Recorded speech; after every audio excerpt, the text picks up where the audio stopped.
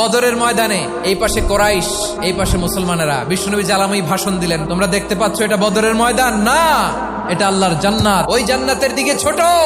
বিশ্বনবীর কথা শোনা মাত্র সাইয়েদনা উমাইর ইবনুল হুমাম বললেন বাখ বাখ, মানে চমৎকার।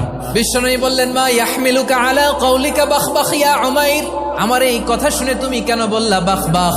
ইয়া রাসূলুল্লাহ, আপনার এই কথা শুনে আমি বড্ড খুশি হয়েছি, আর আমি প্রত্যাশা করছি আমি যদি ওই জান্নাতের মালিক হতে পারি তাহলে কতই না ভালো হতো। সুবহানাল্লাহ বলেন। বিশ্বনবী বললেন উমাইর আনতা মিন আহলিহা, তুমি ওই জান্নাতের অধিবাসী, তুমি জান্নাতি। উমাইর চিন্তা করলেন আমি জান্নাতি, নবীর মুখ দিয়ে যখন বেরোইছে ওই জান্নাতে তো আমার ঢুকতেই হবে, কিন্তু হাতে 3টা খেজুর খেয়ে যদি জিহাদের ময়দানে যাই তাহলে জান্নাতে যেতে তো দেরি হয়ে যাবে। এই চিন্তা আসা মাত্রই খেজুর 3টাকে তিনি ছুঁড়ে মারলেন, তলোয়ার বের করে আল্লাহু আকবার বলে বদরের ময়দানে ঝাঁপিয়ে পড়লেন। আল্লাহর শত্রুদেরকে কচুকাটা করে এক পর্যায়ে শাহাদাতের সুধা পেয়ে নিজেও জান্নাতি হয়ে গেলেন। পড়েন সুবহানাল্লাহ।